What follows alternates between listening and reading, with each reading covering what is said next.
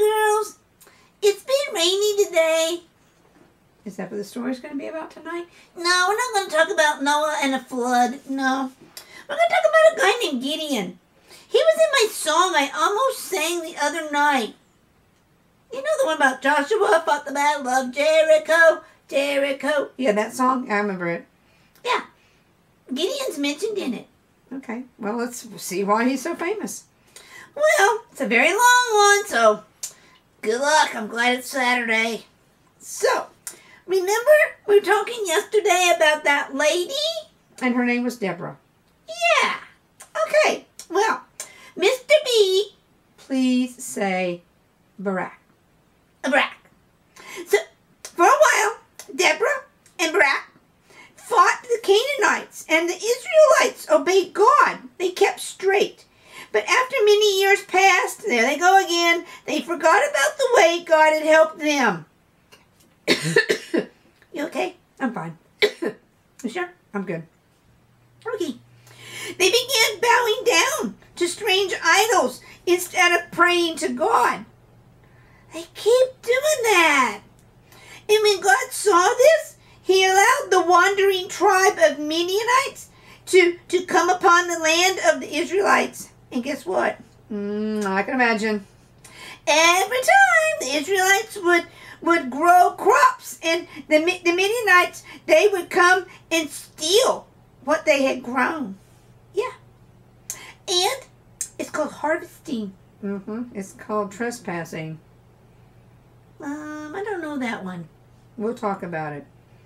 For 7 years, anyway, the Midianites, well, they lived on what the Israelites grew. And they're slow learners. Plant their stuff in a greenhouse. They don't have greenhouses back then. Oh, well, they should try something new.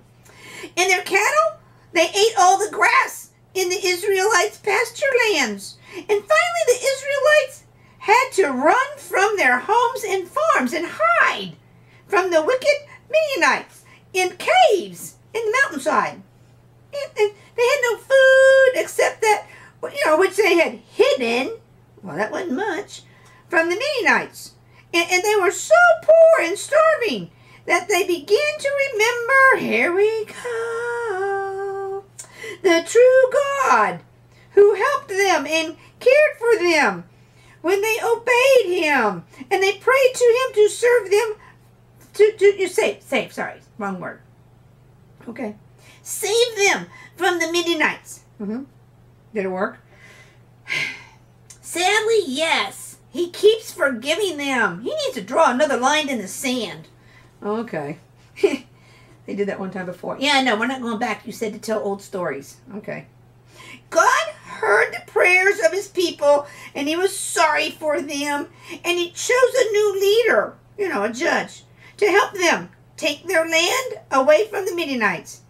And this leader was a brave farmer named Bob. No. William. No. Ted? No. She saw the book page. It says Gideon.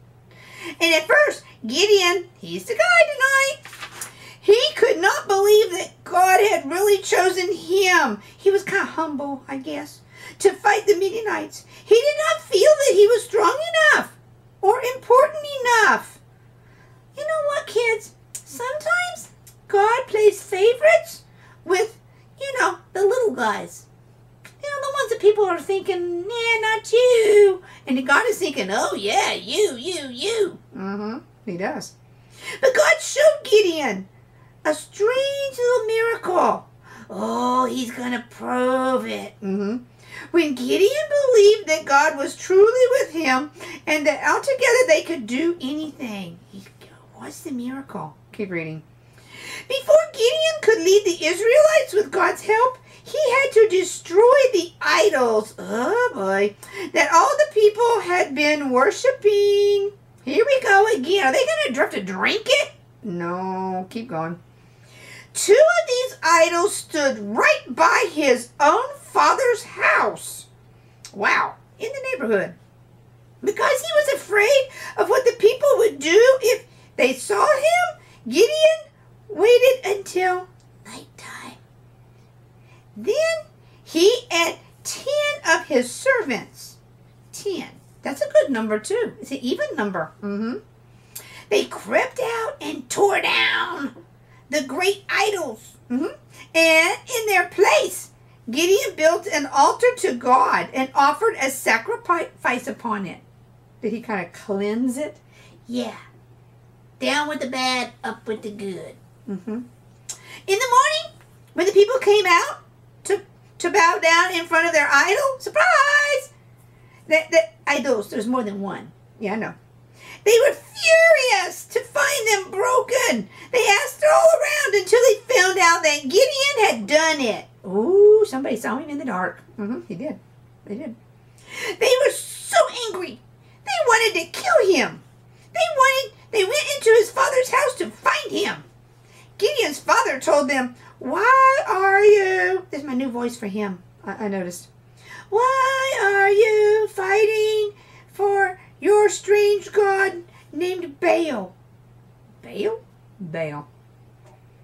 B-A-A-L? Baal. He is a god. Why?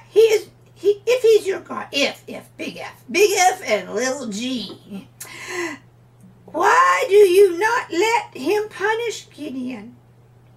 But of course, Baal was really not a god, and nothing ever happened to Gideon. Yeah, it's called betting the odds or hedging the odds in your favor. That's what they did. After this, the people saw how foolish they had been, and they turned back to God, and they trusted Gideon to lead them the way God wanted him to. And when Gideon sent out word that he was calling together the army, Israelites from everywhere, here, there, everywhere, came to help him fight against the Midianites. Well, they're going to win this time if they stick to their guns. Did you ever figure out that saying I said yesterday about the eggs in one basket?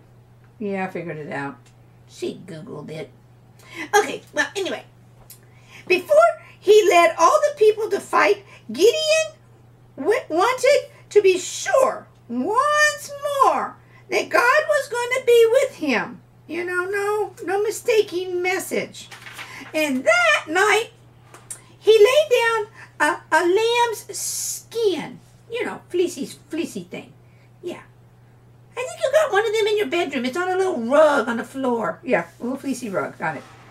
Yeah. He put it on the ground. Why did he do that? There's more. Just hang on.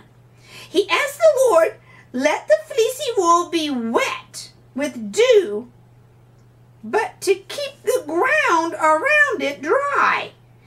No. See, the rug gets wet, then the ground is going to be wet. Right. So it would take a miracle to keep the ground dry. Uh-huh. In the morning, the fleece was so wet that Gideon could twist it. What are you doing? I'm showing you how to wring out a rug. Okay. He wrung out a bowl full of water from it. But the dirt all around it was dry. Miracle! Then Gideon said, Lord, don't be angry with me, but I ask you to show me one more time that you are really going to help me. And that night, he decided to do opposites. Opposites? Yeah, backwards, not the same. Opposites? Okay, it's like this. Man, she's slow to catch on sometimes. No. Yes. Opposites. Up. Down. Opposites. There you go. This night, let the fleece be dry and the ground be wet with dew. And the next morning, guess what? Gideon found it just as he had asked. And then he was sure, God wanted him to lead his people. Gideon prepared the army to attack. But the Lord told Gideon, your army is too large. If you were to take this army, this army men, to fight, then you would feel like you had won the battle. by yourselves instead of with my help. So, let everyone who's a little bit unsure, afraid, and doesn't really want to fight, let him go home. Whoa! He just cut half his army probably loose. Mm-hmm. He's going to need a miracle. Mm-hmm. So, Gideon sent word to his men that if any of them was afraid, they could go home. And the soldiers thought that this was very strange. They've never been cut loose before. Mm-hmm. Already, they had fewer men than Midianites. But of the 32,000 men in the army, 22 went back home. Uh-oh, I got this subtracted. You want to help me on this? I don't have enough fingers. You don't have any fingers at all. Okay, point it out again. I don't have any wings. How many would be left? This left a small army of 10,000. Well, they're going to get smashed to smithereens. No. Remember who's going with them. God. Then read on. Again the Lord spoke to Gideon. You still have too many soldiers. Take them all down to the brook to drink, and I will show you which ones to keep. The not thirsty ones? Uh-uh. When they got to the brook, that's a little creek, kids, 300 drank from their hands. You know, cupped little hands. And other lapping at the water like a little dog. Oh, I don't like dogs. No, you don't like cats. You do like dogs. Yeah, only little ones. And still, these ones, they kept their eyes looking ahead to see what was happening. But the rest of the men, they just knelt down and put their heads to the water and drank. Man, they could sneak up behind them and kick them in the behindy, and they would fall right in the water. Are those the kind of guys you'd want to fight with? That would put their heads down? No, I want to keep the ones that would be on the lookout. Okay. So, this is what happened. Send everyone home except those who lapped with their hands, the Lord told Gideon. This left only 300 men. They're going to get smashed. No, they won't. Truly, they look like a small little group camped on a hill above the large camp of the Midianites. They're going to get smashed to smithereens. No, they're not. Well, that night, Gideon and the servant, he crept down very close to the Midianite camp, eavesdropping. There, they heard two soldiers talking. Told you, eavesdropping. One told the other that he had dreamed that God was going to help the Israelites defeat the Midianites. Well, that's a good dream, because it's going to happen. Yeah, well. This made Gideon feel good. He hurried back to his camp, anxious to start the fight. Then, Gideon's men, I told you it's a very long story tonight. Yeah, it's long. Gideon's men, they prepared to attack in a strange way. Yeah, they need some tanks. They don't have tanks. Well, first, Gideon divided them into 3 little groups. And each group only had 100 eaches. That's not enough. Well, 3. Then he gave each man a trumpet and a pitcher. How is it spelled? Pitcher. Oh, a breakable glass you pour juice out from? A pitcher, yes. That kind of pitcher. Kool-Aid pitcher. Okay. And a torch. A trumpet, a pitcher, and a torch. Great. They're going to make music, light up the show, and drink Kool-Aid. No. Well, the men were to light the torches and then cover them with the pitchers. Is the fire going to go out? More than likely not.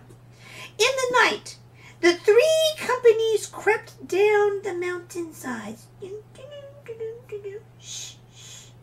to the Midianite camp. The groups stayed very quiet and did not wake any of the Midianites while they took their places on the 3 sides of the camp. Oh, they're going to ambush them. Yeah, like that. You okay? I'm fine. When everyone was in place, Gideon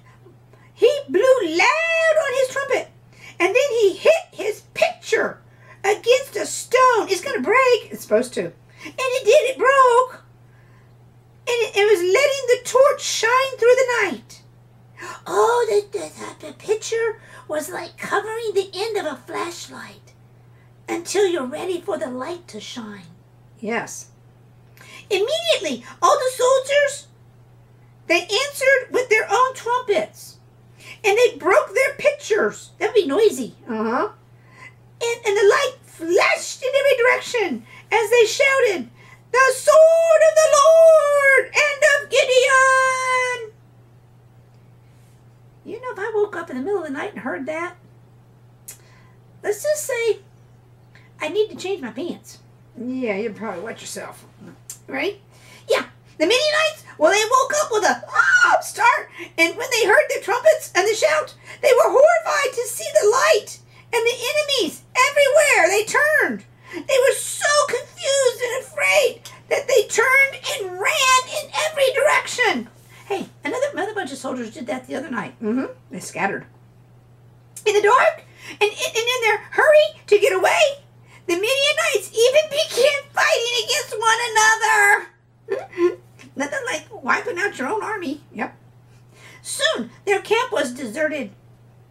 But the Israelites, in other places, had been warned, and they caught the Midianites as they ran towards the Jordan River.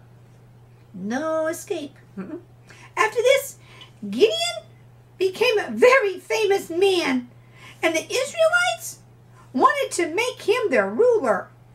No, Gideon said, God is always your ruler.